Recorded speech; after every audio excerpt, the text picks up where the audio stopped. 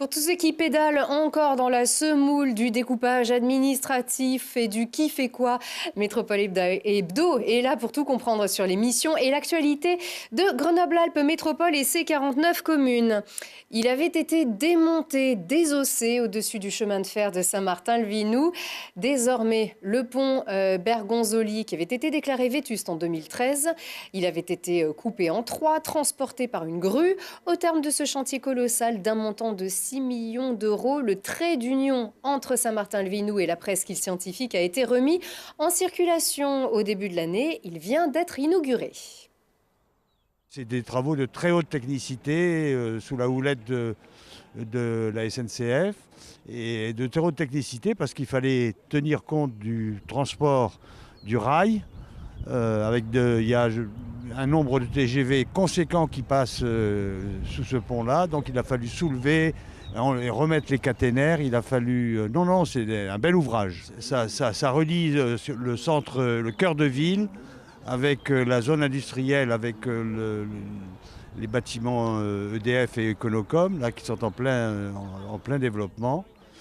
Le choix a été fait de faire un pont avec une seule voie pour les autos et une large piste cyclable. Il est partagé, on a beaucoup discuté de savoir si il était uniquement autoroutier.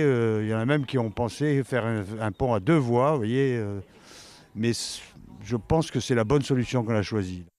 Et ce jour-là, l'Association pour le développement des transports en commun, la DTC, et un certain nombre de cyclistes étaient venus manifester leurs doutes et leur mécontentement, jugeant les aménagements minimes pour les cyclistes au vu du montant de l'investissement. Connecter les salariés et les visiteurs d'InnoValley, c'est l'objectif de MyInno, une solution de Smart City dans le cadre du projet Europe-Japon Big Cloud, sélectionné et financé par la Commission européenne et l'État du Japon. C'est un projet porté par la métropole et le laboratoire Leti, Lina Badreddine. 110 hectares, 370 entreprises, mais une application pour tous. C'est une expérimentation mondiale unique en France. MyInno est une application qui a été conçue pour les salariés d'InnoValley et les informer, par exemple, des événements ou de l'actualité de ce pôle d'entreprise. Il y a 11 000 personnes, on n'arrive pas à communiquer avec 11 000 personnes. Donc on réfléchit depuis plusieurs années aux différents outils qui vont nous permettre de contacter tous ces salariés. Donc c'est vrai qu'aujourd'hui, les applis, les apps, tout le monde a ça sur son téléphone. C'est facile et surtout c'est utile. Donc quand c'est utile, c'est quelque chose qu'on utilise. Voilà.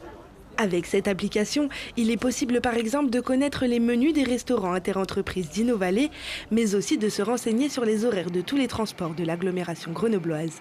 Enfin, un plan interactif et un annuaire ont été mis en place pour prendre connaissance des entreprises d'InnoValley et de leur emplacement. On va dire que c'est prometteur parce que c'est vrai que c'est très simple, c'est très convivial d'utilisation et ça permet en quelques clics d'accéder à ce dont on a besoin. Donc, vous l'utilisez pourquoi par exemple ? Voilà, je l'ai surtout utilisé dans un premier temps pour les actualités et puis tout ce qui était événementiel pour voir un peu ce qui a été passé, on va dire, et à venir. Voilà. La conception de cette application fait partie du programme Big Cloud. À l'intérieur de ce programme, un peu plus de 20 000 € lui ont été dédiés par Grenoble-Alpes Métropole. Aujourd'hui, les grandes sociétés, notamment californiennes comme Google, Amazon, Facebook, collectent énormément de données personnelles. Et bientôt, ils seront plus sur nos villes, sur nos territoires, sur nos vies, que les collectivités, que ceux qui ont été élus pour s'occuper du territoire. Donc il est très important que des initiatives économiques, mais aussi citoyennes, dans nos territoires, prennent en main de s'occuper de la transformation numérique de nos territoires et que ce ne soit pas la tâche d'entreprises américaines. Disponible sur Android, iOS et web, l'application compte encore se développer pour élargir ses champs d'information. D'ici à la fin du projet, la métropole et le CEA pourront donc avoir des données d'usage réel pour répondre à leurs enjeux de Smart City. Et c'est la fin de cette édition. Très bon week-end.